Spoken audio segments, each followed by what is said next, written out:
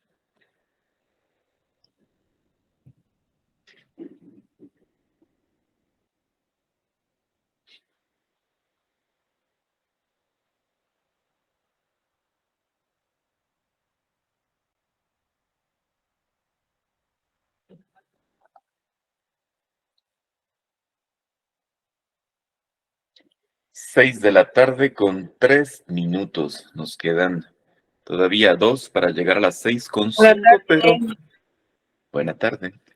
A las 6:05 entonces comenzamos.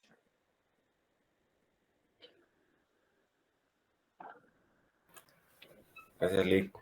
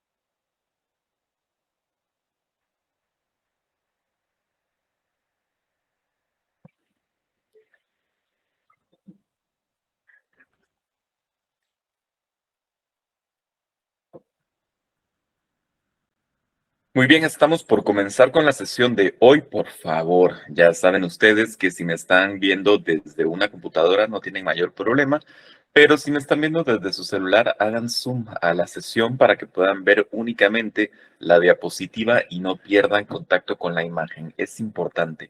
Más allá de verme a mí, es importante que puedan ver la imagen y que puedan escuchar de buena forma la información que voy a compartirles a lo largo de esta clase, de los próximos 45 minutos que tenemos por delante. Hoy vamos a hablar acerca de la historia del pensamiento humano como tal. Y recuerden sobre todo algunos puntos que habíamos ya abordado en su momento. Solo levanten, ya no pueden abrir su micrófono, pero recuérdenme si habíamos visto ya o habíamos platicado allá acerca del valor del lenguaje en la historia del pensamiento del ser humano, no de la comunicación, sino del lenguaje como tal, de la capacidad del ser humano de hablar y cómo esto nos va convirtiendo en teoría o en principio seres especiales y diferentes a otros animales. Habíamos platicado ya de esto con una de las dos secciones, pero creo que fue con la sección E y no fue con ustedes. Pero si fue con ustedes, por favor, déjenmelo por ahí en el chat. Y si no fue con ustedes, me lo dejan ahí también en el chat para que ya no reparemos de nuevo en ese punto. El punto central o el punto clave de toda esta alocución inicial es justamente la capacidad del delfín de hablar como un ser humano. ¿Habíamos hablado de esto, sí o no? Si no habíamos hablado de esto, por favor, levanten la mano.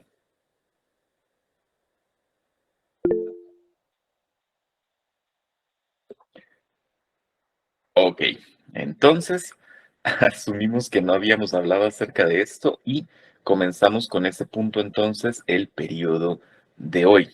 Resulta que para poder empezar a hablar acerca del pensamiento humano, debemos darnos o hacernos algunas preguntas que son importantes o definitivas o fundamentales acerca de nuestra propia conciencia y de nuestra propia existencia, ¿no? ¿Qué es lo que nos hace especiales? ¿Qué es lo que nos hace diferentes respecto de otras especies animales? ¿Será que, por ejemplo, será que la cultura es un factor determinante entre, entre animales? La respuesta, a pesar de que normalmente diríamos que sí, generalmente va a ser lo opuesto, generalmente no lo va a hacer. Se han encontrado o se han hecho estudios que permiten determinar que ciertos animales también poseen rasgos de aquello que entenderíamos como cultura, sobre todo en los grandes simios y en algunas especies también de grandes, sobre todo grandes mamíferos, ya sea acuáticos o terrestres, pero en esencia los grandes simios que son los más parecidos a nosotros en principio, y los otros animales que también presentan rasgos muy incipientes o muy... am, eh, muy parecidos a lo que entenderíamos por cultura son los elefantes también. Entonces, son animales que son, que son similares, a pesar de que no somos iguales. ¿Qué sí compartimos con ellos? Entre otras cosas, por ejemplo, compartimos la capacidad de la autoconciencia. Con los delfines, los simios grandes y los elefantes sobre todo, compartimos este rasgo de poder vernos ante un espejo o podernos ver ante un espejo de agua o un cuerpo de agua, ver nuestro reflejo y entender cómo y entendernos a nosotros mismos, comprender que la imagen que vemos es una representación de lo que nosotros mismos somos. ¿Cómo sabemos, por ejemplo, que un simio, un gorila, un bonobo o un chimpancé o un elefante o un delfín sabe que se está viendo a sí mismo y no a otro igual?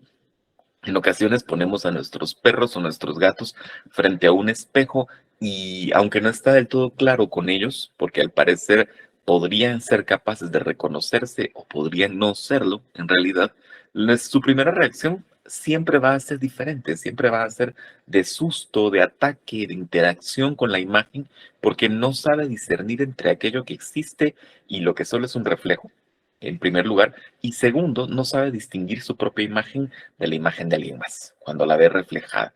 En cambio, con estos otros animales sí sucede. ¿Cómo podemos entonces darnos cuenta de que un animal se ve a sí mismo? Uno de los ejercicios que se ha hecho con simios y elefantes es, por ejemplo, colocarles una, mancha en la cabeza o un elemento que les molesta en la frente y después se les confronta contra un espejo y en primer lugar, en vez de atacarse o en vez de interactuar con la imagen, se quedan procesándolo y luego, después de un momento de procesamiento, son capaces de ubicarse el objeto y retirárselo, ya sea el elefante con la trompa o bien el chimpancé con su mano. eh, Son capaces de hacer esto. Entonces, eso nos habla de autoconciencia. Ahí ya llevamos otro punto interesante. ¿Será que nos hace únicos, especiales y diferentes la conciencia? La respuesta es no, tampoco. La cultura no nos diferencia del todo de otros animales y por ende la autoconciencia tampoco. Aquello que llamábamos la razón y que solo el ser humano era capaz de razonar, es una idea superada también en la actualidad desde el mundo, desde el punto de vista académico científico, entonces deberíamos seguir buscando qué otras cosas nos van a dar diferencia, qué otras cosas nos van a hacer distintos y distintas de otros animales. Entonces, solo nos va quedando, entre otras cosas, el lenguaje. Fíjense bien, solo nos va quedando el lenguaje en ese proceso de descubrir qué nos hace únicos. Únicos en un sentido muy laxo de la palabra, porque al final terminamos siendo muy similares a otras especies. Pero el lenguaje sí es cierto que nos da un diferenciador enorme, pero es el lenguaje no por el lenguaje mismo, sino el lenguaje como un producto del pensamiento complejo o de la cognición compleja que esta especie sí tiene y sí realiza. En comunicación esto no lo vemos, pero el otro año creo que ya lo van a ver los compañeros que ingresen conmigo en 2024, si es que todo sigue igual y si es que yo sigo acá también. Pero lo cierto es que hay algo que se conocen como las características o los rasgos universales o las generalidades universales del lenguaje. Las planteó un investigador de nombre Charles Hockett y decía que por lo menos había 16 universalidades generales que hacían del idioma humano algo único. La mayoría de sus postulados también quedaron ya en el pasado y quedaron superados para sorpresa de muchos. Decía Hockett, por ejemplo, solo el lenguaje humano es capaz de transmitir distancia. Ojo con esto, solo el lenguaje humano es capaz de transmitir distancia. Solo los seres humanos pueden decirle a otros seres humanos, oye, de aquí a 50 metros vas a encontrar tal objeto o 30 metros hacia atrás en aquella dirección vas a encontrar algo. Ahora sabemos que no, que tanto las abejas como las hormigas son capaces de transmitir distancia por sus métodos propios de comunicación. Entonces, pues nos hace únicos, sí, pero no tanto. Comunicación de distancia no es única del ser humano. Nos decía Hockett también, bueno, pero todo eh, todo idioma humano debe ser capaz de mentir. La persona que utilice o el individuo que use el idioma como tal o un idioma formal debe ser capaz de contar algo que no existe o nombrar algo que no existe, algo que es en esencia una mentira y eso que todavía no hemos llegado a hablar acerca de aquello que entenderíamos como imaginación y creencia, por ejemplo, pero al menos sí es capaz de decir algo que no es verdad. También eso ya no está, ya no es único de la raza humana. Cuando se les enseña a algunos grandes simios, como los gorilas, a utilizar lenguaje de señas, son capaces de mentir en lenguaje de señas. Y hay registros de cómo dicen cosas que no son verdad para poder obtener algún beneficio. Entonces, la capacidad de mentira tampoco es un rasgo único de la comunicación. Hay algo en lo que Hockett todavía no había sido capaz de ser vencido, todavía no se había podido vencer, o la naturaleza no había podido vencer a Hockett en uno de sus postulados, en una de sus generalidades. Decía Hockett, todo idioma debe ser capaz de escapar a la cárcel del aquí y el ahora. Pensemos en esto, escapar a la cárcel del aquí y al ahora. Todo idioma, en esencia, es capaz de comunicar el presente. Y en los procesos de comunicación animales, sobre todo, el presente es el único tiempo existente. Un león es capaz de decirle a otro, quédate quieto, vete de acá. Un suricato en las sabanas es capaz de avisarle a otros que viene el depredador o que, no sé, un grupo de chimpancés se puede avisar cosas también. Su gato, su perro, también puede avisarles cosas inmediatas. Ladro porque veo algo, maullo porque tengo hambre, y en eso todos estamos de acuerdo. Pero si ustedes tienen un gato, su gato muy probablemente, o no, de hecho, su gato muy difícilmente va a ser capaz de decirles, oye, tu peinado estaba muy bonito el mes pasado. ¿Te acuerdas? No, no es capaz, porque su sistema comunicacional no le permite hablar del pasado. Y su perro tampoco creo que pueda decirles, mira, el domingo vamos a ir al parque. No, porque también su sistema comunicacional no se lo permite. Eso nos hace únicos. Eso sí es un diferenciador. La capacidad que tenemos de locubrar más allá del presente y hablar hacia atrás y hacia adelante. Involucra memoria e involucra imaginación. Memoria para recordar, imaginación, por supuesto, para elucubrar a futuro. Pero, ¿será que en realidad esto era único o nos hace únicos? No, al final no. Con los delfines, ustedes saben que los delfines se comunican por la vía de la ecolocalización, ¿no? Recuerden, un delfín tiene esta cabeza prominente en la cual tiene un órgano que funciona como un sonar. Envía ondas, estas ondas mapean lo que está al frente y rebotan. Y al rebotar, el delfín se puede hacer una imagen certera o puede crear una imagen mental certera de qué es lo que tiene al frente. Un estudio muy reciente acerca de comunicación en delfines ha descubierto que los delfines, perdón, no solo son capaces, ojo, no solo son capaces de enviar y de hacer imágenes mentales a partir de datos recibidos, sino que también son capaces de enviar ese tipo de imágenes mentales. Eso es completamente disruptivo en el campo del entendimiento de la naturaleza misma. ¿Por qué? Sobre todo piensen en esto. Los animales, los delfines, tienen memoria. Y si un delfín es capaz de enviarle a otro el paisaje que ha construido con una imagen no inmediata, sino que está en sus recuerdos, eso nos habla de un animal que es capaz de hablar del pasado. Y eso es completamente, no solo disruptivo, como les decía, sino eso cambia completamente el juego y nos coloca en otra posición completamente diferente. Nos obliga a repensar realmente qué es la cognición y qué es también la conciencia. Es interesante, sí, porque al final todas las respuestas o todas las preguntas o toda la evidencia nos lleva cada vez más a pensar que tan especiales no somos y tan únicos tampoco somos, definitivamente. Pero entonces, por supuesto, el delfín, por más que pueda comunicarse en pasado, o no puede elocubrar más allá de elementos contextuales que sepamos. El factor imaginación, sobre todo eso, el factor de la imaginación sí es un punto focal al momento de entender por qué el lenguaje humano es un diferenciador real y cuáles de los elementos del lenguaje humano son una representación o son un producto de un pensamiento o un tipo de cognición superior. Los hombres, las mujeres, los seres humanos, somos lo que somos porque imaginamos.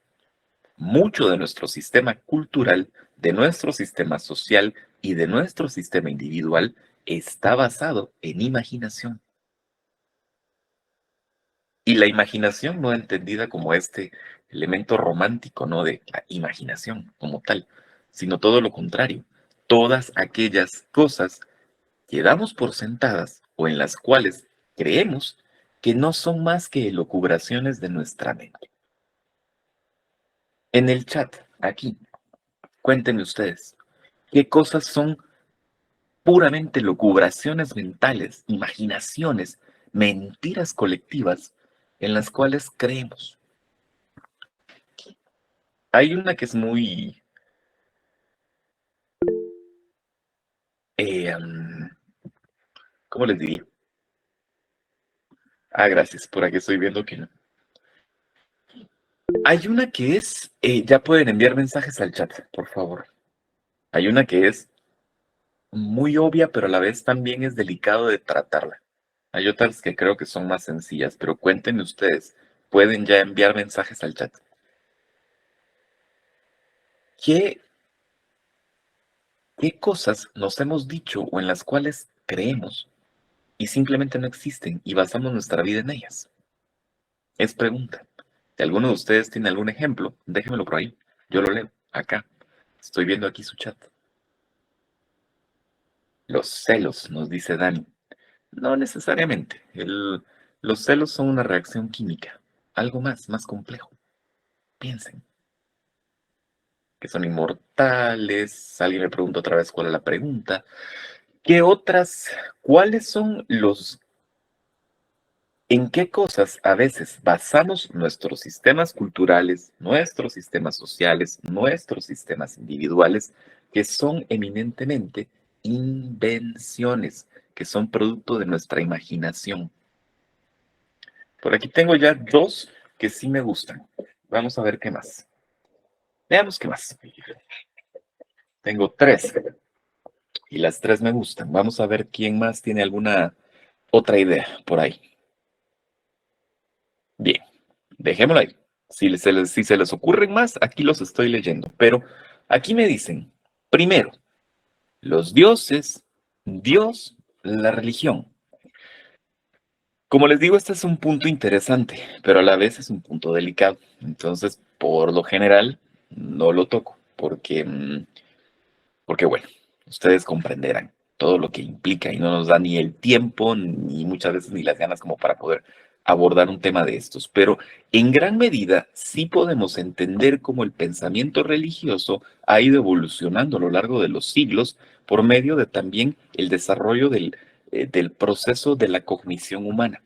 Vemos en los primeros momentos de la civilización o de los primeros grupos sociales a los cuales podemos reconocer eh, mm, como humanos, cómo desarrollan algo que vamos a entender como pensamiento mágico, y es esta noción de creer en una realidad que no existe, creer en una realidad que no se puede tocar, que no se puede ver. A partir de ese germen fuimos desarrollando distintas ideas de lo divino, de lo sagrado, de lo profano, de lo pecaminoso, y fue así como se fueron construyendo las distintas corrientes de pensamiento religioso a lo largo de la historia. Bien, pero hay otros que son bastante más abstractos y no solemos tenerlos en cuenta. Por ahí me decía la ley. La ley no existe en ninguna parte, es un invento y aún así creemos en ella. Bien, am, el dinero también. El dinero es un invento, no existe. Existe un papel al cual leemos, un papel o un número o un código binario al cual le hemos asignado un valor arbitrario por consenso y por creencia. Pero el dinero como tal no existe en ninguna parte. Los países, por ejemplo, tampoco existen. Ustedes se preguntan, ¿dónde queda Guatemala? Y todos me van a decir que en el centro de América y la respuesta es no. Guatemala no existe en ningún lado. Lo que vemos en donde vivimos es únicamente el territorio que ocupa el país. Bueno, pero hay una constitución. La ley misma no existe en ninguna parte, es un invento. También no existe. Pero tenemos habitantes y nosotros somos guatemaltecos. No. Simplemente somos seres humanos que habitamos en un territorio. El país no existe. Es un invento. Es una invención colectiva. Y en esa misma línea podemos ir dándonos cuenta de todas aquellas cosas que solo son imaginadas y aún así creemos en ellas y confiamos también en muchos sentidos y en muchos aspectos nuestra, eh, nuestra vida misma, la forma en la que nos relacionamos con nosotros mismos y también con nuestro entorno. Pero todo eso, al final del día, es únicamente el lenguaje. Por aquí les voy a decir en algún momento una frase que me gusta mucho. Tanto la ley, les decía yo, en comunicación, la ley solo es lenguaje ordenado de cierta forma. La filosofía solo es, al final de cuentas, la filosofía, al final de cuentas, solo es la forma que tenemos de nombrar las cosas. Es utilizar el lenguaje para poder entender aquello que nos rodea. La filosofía solo es lenguaje también. El lenguaje sí nos hace especiales. Pero el lenguaje comenzó desde que existe la humanidad, más o menos. Veamos. Aquí tienen ustedes dos cráneos que están viendo y que creo que em, no tiene mayor complicación entender cuál es el más grande, ¿verdad? Aquí podemos ver dos cráneos que se confrontan.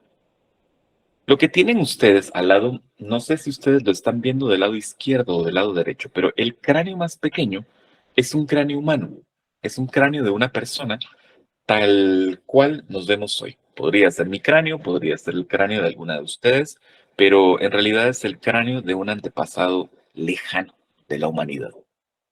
Y está confrontado con otra especie de humano, lo que lo que ven al frente, que es más grande, es el cráneo de un neandertal.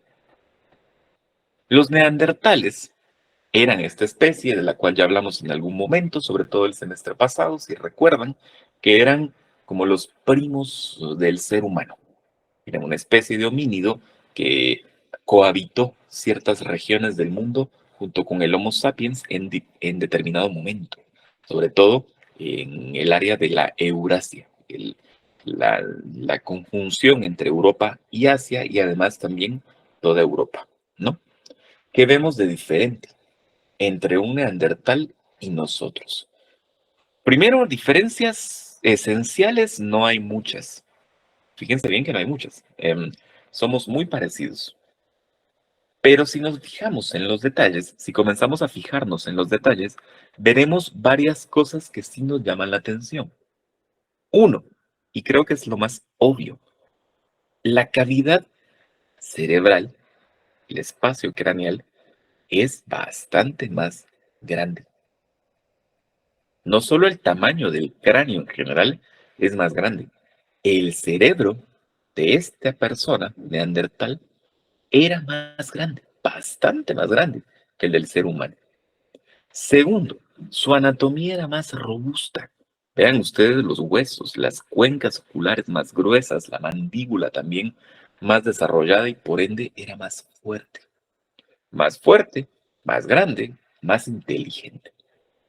Del neandertal provienen los primeros ejemplos de enterramientos con tintes culturales y sobre todo con tintes de pensamiento mágico. No fuimos los primeros en creer que existía algo más allá de la muerte, y la evidencia arqueológica nos lo muestra. El neandertal fue el primero en crear herramientas complejas, no fue el Homo sapiens. El neandertal también era bastante más amigable con su entorno. Los yacimientos neandertales están muy bien mimetizados con su entorno. Los yacimientos de los Homo sapiens iniciales son todo lo contrario, son destructivos. Donde hubo Homo sapiens en Europa, el ambiente circundante quedó destruido. No sé si les suena parecido a otro momento de la historia o cualquier otro momento de la historia. Somos una especie destructora por naturaleza. Y no porque el homínido como tal sea así. Eso somos nosotros. Nuestros primos, a los que siempre les hemos dicho, los primos tontos que nos ha pintado Hollywood como el neandertal, sinónimo de bestia, sinónimo de persona inferior, resulta que era todo lo contrario. Más grande, más fuerte, más adaptativo, más inteligente, más todo. Entonces, especiales no somos. Únicos como especie, tampoco. Nos hemos creado la ficción de que no hay otra especie como el ser humano en el planeta o no ha existido y resulta no siendo tan cierto. 4 especies conocemos de homínidos complejos a lo largo de la historia. El Homo sapiens, por supuesto que somos nosotros, pero aparte está el denisovano, el neandertal y el florensis. Son 4 personas exactamente iguales a ustedes y a mí, con diferentes características físicas e inteligencia, por supuesto, pero en esencia humanos los 4. El florensis era un hombre muy pequeño y vivía en una isla del Pacífico. El denisovano vivía en Asia, en lo que ahora conocemos como las grandes zonas siberianas, Rusia y toda esta zona que está un poco más alejada de Occidente. Durante mucho tiempo eh, se, am, se dudó de su veracidad porque se entendió también como una especie de declaración cultural por parte de China, que ellos querían tener también en sus manos el origen de la humanidad y por eso se inventaron muy entre comillas al denisovano y no es cierto, resulta que sí es. Y el neandertal, por supuesto, del cual ya hablamos hace un momento. Entonces, a lo largo de la historia, tenemos conocimiento de por lo menos 4 homínidos complejos. El sapiens, el denisovano, el neandertal y el florensis. ¿Solo 4 había? No. Seguramente había decenas. de especies iguales a nosotros, seguramente de esas decenas de especies iguales a nosotros, la mitad habrá desarrollado lo que hoy entendemos como cultura y simplemente se han perdido en la historia, porque sus poblaciones fueron pequeñas, porque sus registros se perdieron, porque no los hemos encontrado, no lo sé. Pero si lo pensamos detenidamente, todo aquello en lo que confiamos como rasgos de especialidad o de diferenciación que nos hacen únicos, terminan cayendo por su propio peso. Y además, no somos los únicos grandes simios inteligentes en la actualidad. Está el chimpancé, el orangután, el gorila y el bonobo. Cuatro especies de simios que perfectamente, si se les deja, que no lo creo, pero si se les deja, podrían llegar a desarrollar un proceso evolutivo similar al que nosotros hemos seguido. Así que, de pronto, esta noción de seres únicos y especiales no nos queda tan bien, ¿verdad? ¿Cuándo empezamos a creer que realmente éramos únicos? ¿Cuándo empezamos a vernos como seres superiores del resto de elementos naturales?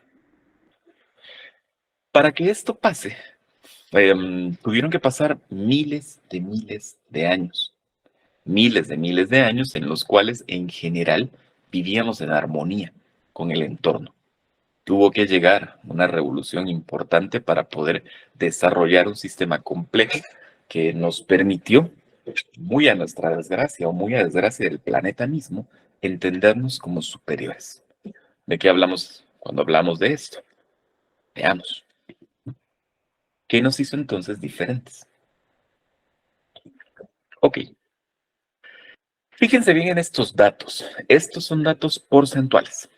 El cerebro humano consume hasta el 25% de la energía del cuerpo. De todo lo que ustedes comen a lo largo del día, su café en la mañana, sus huevitos en la mañana, yo qué sé, o lo que desayunen en la mañana, si toman el clásico desayuno de campeones, ¿no? Un cigarro y una Coca-Cola. Em, de toda la comida que ingresamos al cuerpo, el 25% se va em, en funcionamiento del cerebro, ¿no? Ok. Se tiene conocimiento de que al principio hasta el 40% de energía se iba al tracto digestivo. El sistema digestivo, el estómago y los intestinos consumían el 40% de toda la energía que ingresaba en el cuerpo. Por supuesto, cuando esa era la relación que primaba, 40% al intestino y el resto al resto del cuerpo, el cerebro no obtenía el 25%, obtenía menos, bastante menos. ¿Qué pasó? ¿Qué pasó? Llegó el elemento sorpresa, llegó el fuego. Con el fuego nos permitió cocinar la comida, predigerirla, modificarla y hacer que su proceso de absorción fuese bastante más ligero. Esto le permitió al cuerpo humano reconfigurar estos porcentajes y por ende el cerebro empezó a recibir más atención. Ya no solo era el órgano que permitía el funcionamiento de los elementos motores ni los elementos de supervivencia, sino que se permitía también tener energía para hacer otras cosas. Otras cosas, ¿como qué? Bueno, como razonar, principalmente, como razonar y empezar este largo proceso de la elucubración, el camino de la imaginación, el camino de la modificación del entorno sin necesariamente modificarlo, sino simplemente agregarle capas invisibles de cosas en las que solo nosotros creíamos o solo nosotros podíamos ver. También hay otra teoría, está la teoría del simio acuático. No deja de ser interesante y no deja de ser inválida, no deja de ser válida, perdón. ¿Qué nos dice la teoría del simio acuático? Entre otras cosas, que cuando el ser humano en su proceso de camino o en su proceso de migración se acercó a las costas y se acercó a los ambientes con cuerpos de agua, pues empezó a consumir comida que venía de los cuerpos de agua y esto cambió los nutrientes, sobre todo en materia de vitaminas B. Los mariscos, los moluscos, el pescado, son fuentes ricas de nutrientes, sobre todo para la masa cerebral. Entonces, también hay una teoría que habla acerca de cómo el mar nos hizo ser como somos hoy. Hay una más real que la otra, no lo creo. Simplemente la evolución ha sido una especie de mix a lo largo de los tiempos de diferentes momentos, encuentros y procesos y seguramente todo tiene que ver y todo efectivamente se ha conjuntado para desarrollar la evolución humana tal cual la ubicamos y la conocemos. Lo que sí es cierto es que el hombre, al pensar más, al ser más inteligente, más sagaz, más capaz de razonar y de comprender el entorno desde la cognición, pues perdió sobre todo en el aspecto anatómico. Se hizo un poco más ligero, con los huesos un poco menos densos, también perdió un poco de fuerza y un poco de agilidad, pero ganó en otras cosas, principalmente en su capacidad, por ejemplo, de hacer herramientas para poder sustituir aquellas carencias que tenía respecto de otros animales. Y por ende, por supuesto, de las principales herramientas desarrolladas, el lenguaje. El lenguaje. No hace falta que les hable de la importancia del lenguaje porque lo acabo de hacer a lo largo de casi 40 minutos, pero sí entiéndanlo así. Ok, el lenguaje dio paso a aquello que llamamos la primera gran revolución humana. Son tres a lo largo de la historia. Está la revolución cognitiva, que es la que permite el lenguaje, la revolución agrícola, que es la que marca el inicio de la civilización formal, y la revolución científica, no la industrial. La revolución industrial es un subproducto de la revolución científica. Y ambas, la científica y por ende la industrial, son revoluciones bastante más cercanas a nosotros. La primera gran revolución, la revolución cognitiva, tiene lugar hace unos 70.000 años, pero es una frontera que se modifica a cada tanto. En cada campaña importante de investigación sale alguna pieza en un registro estratigráfico que es bastante superior a los 70.000 años y hay que replantear de nuevo todo el proceso. Si hace unos años se creía que el lenguaje había hecho distintas las cosas desde hace 70.000, ahora sabemos que probablemente no, que probablemente son 100, probablemente son 120, no lo sé. Pero la frontera más común es 70.000 años. Hace 70.000 años, el hombre comenzó a desarrollar lenguaje como tal, o un lenguaje moderno capaz de hacer esto que les dejo por acá resaltado. La capacidad del chisme. Suena jocoso, gracioso, o no tan formal si lo quieren ver así, pero el chisme condensa todo aquello que nos hace diferentes. Un chisme en esencia no es verdad. Es principalmente una elucubración no, no verificada. Implica emociones, implica datos concretos y sobre todo implica manejo de espacios y tiempos diferentes. Un chisme no es, oye, hay un león que viene atrás de ti. Eso es función referencial de la comunicación. Hay un tigre que viene atrás de ti.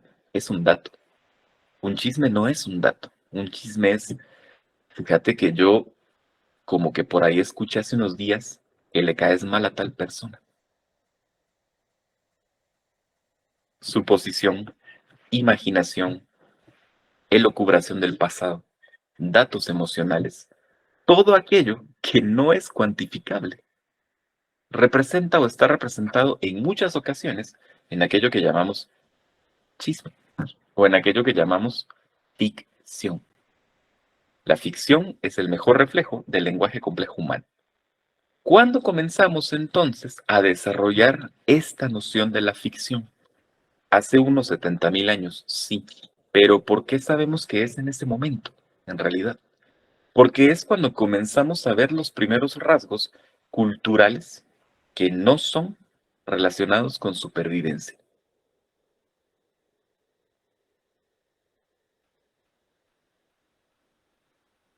Ok, vamos de nuevo.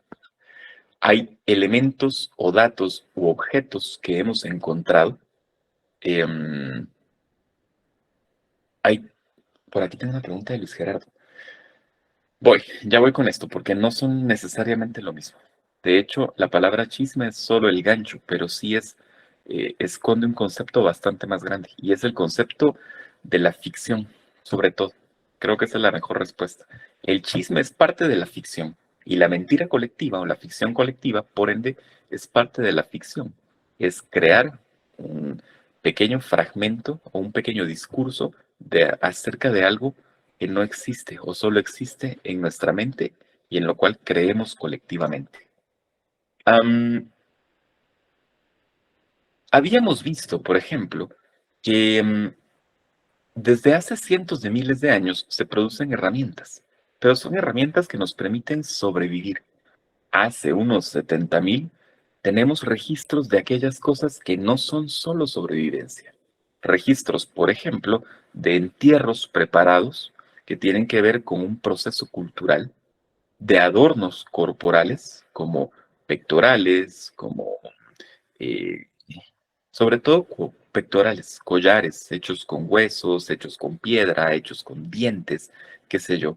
Y también comenzamos a ver modificación abstracta de ciertos objetos, como huesos, por ejemplo, un hueso de alce que tiene alguna forma, alguna incisión abstracta de alguna manera en otro tipo de material o en las paredes mismas. Pero estos son elementos que son artificiosos, son conductas artificiales. El creer que hay algo más, primero entender que el cuerpo contiene algo más, ya nos da una noción de esa separación entre lo que algunas religiones llaman el alma, por ejemplo, y en otras ocasiones llamamos la conciencia. Sabemos que en el momento en el que preparamos un cuerpo para la muerte, hemos hecho esa división entre la parte física y aquello intangible a lo que entendemos o le damos el valor de contener la esencia de la persona. Llámenle alma si quieren, llámenle conciencia, que sería el término más correcto.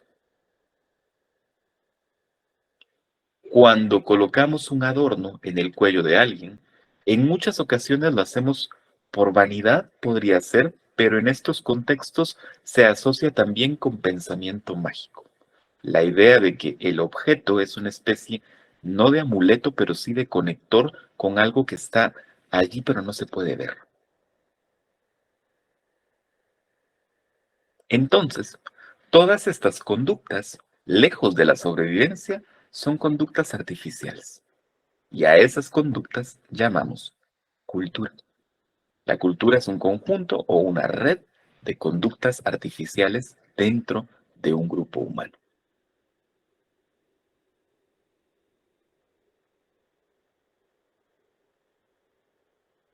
Si ustedes el lunes se topan afuera de su oficina con que parte del menú es caldo, caldo de res, porque los lunes comemos caldo.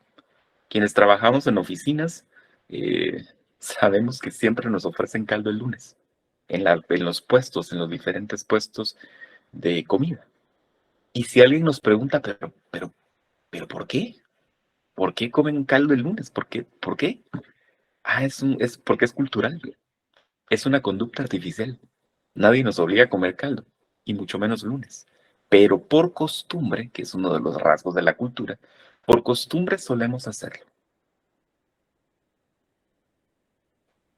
Entonces, enterrar a los muertos no es muy distinto de comer de caldo el lunes.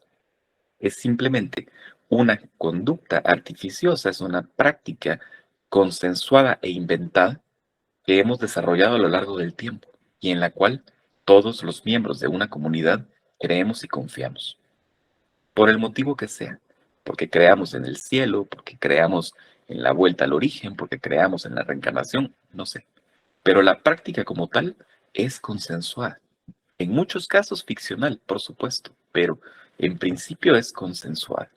Y a esa red de pequeñas conductas que hemos acordado, abierta o inconscientemente con otras personas, les llamamos cultura. Y nuestra primera gran revolución como especie fue justamente esto, generar cultura.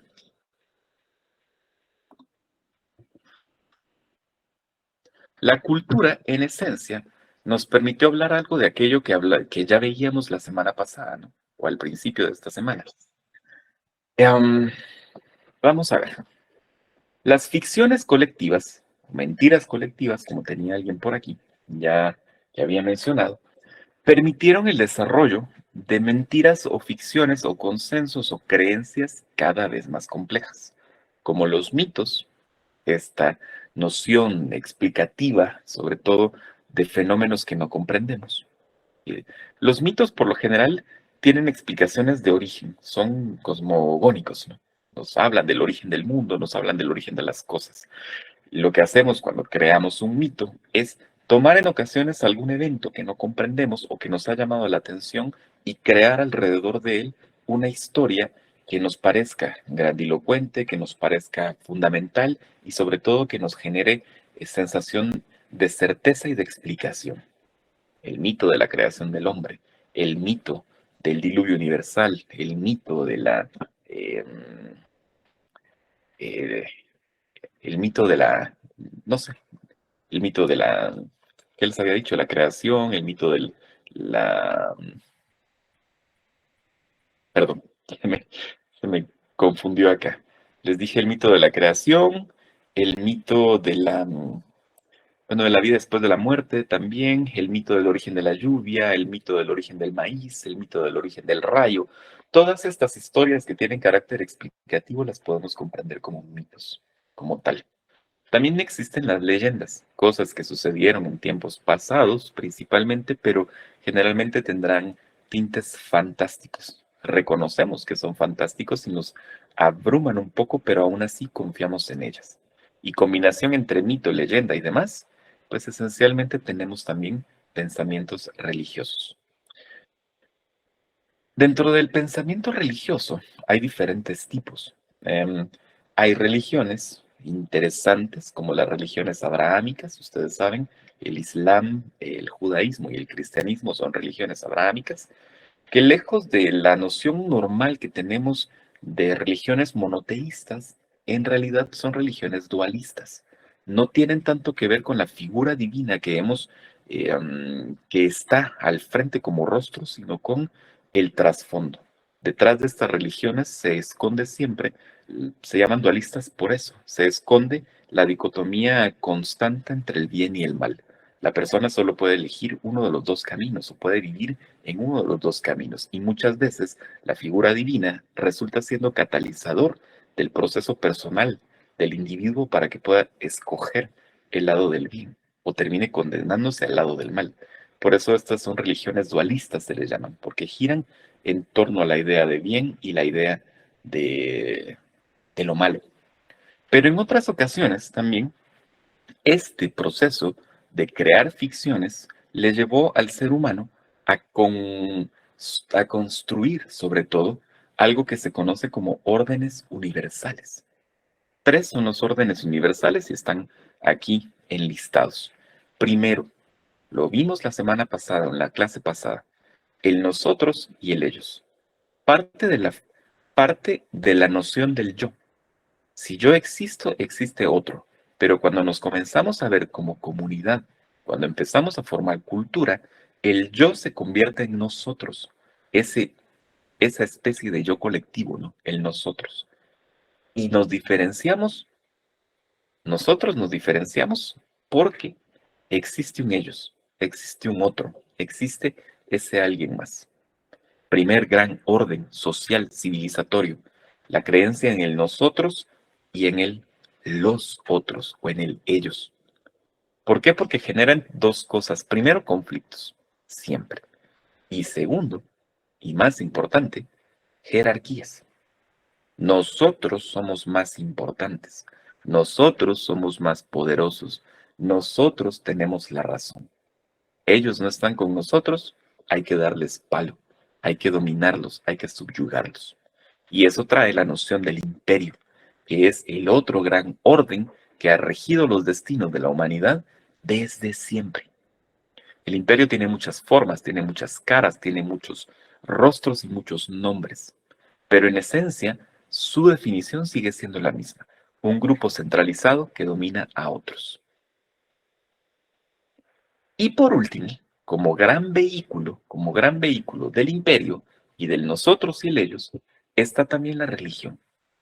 La religión, sí, sí ha servido como vehículo para someter a otros grupos humanos, y en muchas ocasiones de formas muy poco religiosas.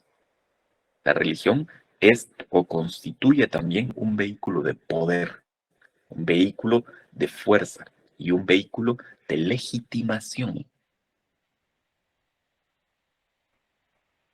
Nosotros somos importantes.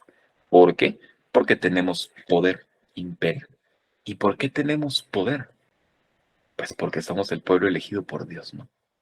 Porque Dios nos habló directamente. Y con el pueblo elegido por Dios no me estoy refiriendo al judaísmo únicamente, sino muchas otras religiones utilizan el mismo discurso a lo largo de la historia, el de la relación especial con una divinidad para poder legitimar su poder y poder legitimar también la diferencia entre grupos humanos, que termina legitimando la destrucción, en muchos casos, de lo que entendemos como el otro o los otros.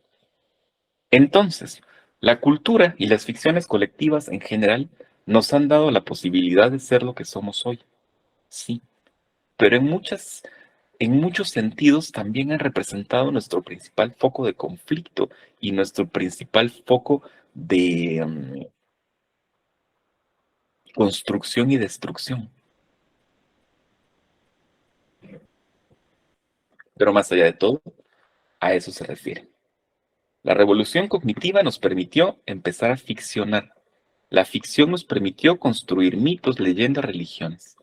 Y sobre este sistema cultural construimos nociones que todavía nos acompañan. Nociones de poder, nociones de exclusividad o de, sí, o de superioridad y también división entre grupos humanos que en realidad de distintos no tienen absolutamente nada. Entonces, volvamos un poco. Al principio, antes, antes de que existieran las religiones, que eso todavía no aparece en el plano, solo lo mencionamos, pero todavía no está apareciendo en el mapa, ¿en qué creíamos? Quizá lo más parecido, quizá lo más parecido a cómo pensaban los primeros humanos sea lo que hacen ahora em, ciertos pueblos originarios, sobre todo en Norteamérica, en Canadá específicamente y en otras regiones también del mundo. Existe algo que se conoce como el animismo.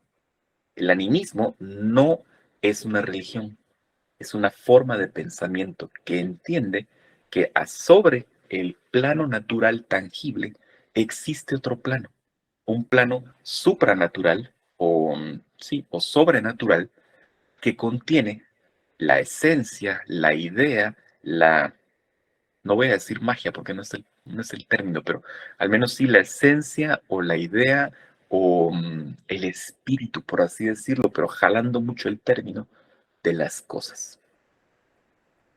La misma religión maya, pero sobre todo la maya clásica, eh, no la maya sincrética de los últimos 500 años, sino la maya prehispánica, resulta siendo un poco animista también. Creía mucho en las esencias, creía mucho en la espiritualidad de las cosas y, por ejemplo, el término de deidades como tal es un término muy occidental que no termina de explicar muy bien aquello que después se intenta reconstruir desde el lado arqueológico, ¿no? O la evidencia que tenemos desde el punto de vista arqueológico. Más pareciera que en vez de existir un dios del maíz, lo que existiera una especie de esencia del maíz representada en cierta figura, por ejemplo. Lo mismo hacían las personas hace 70.000 años. Creer que el entorno tenía esencia, pero sobre todo, creer que el ser humano, el nosotros o el yo, no era diferente del resto de los elementos. Se los coloco por acá. el ser humano inicial se consideraba parte del ecosistema, parte del sistema.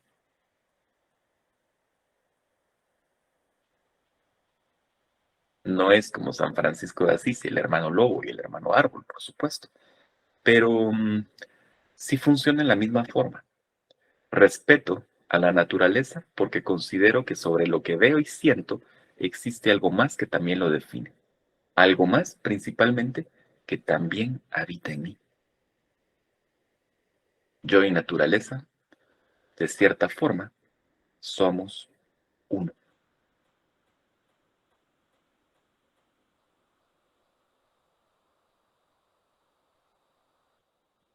Y después todo cambió. Pero ese después lo vemos en la siguiente clase, el próximo miércoles.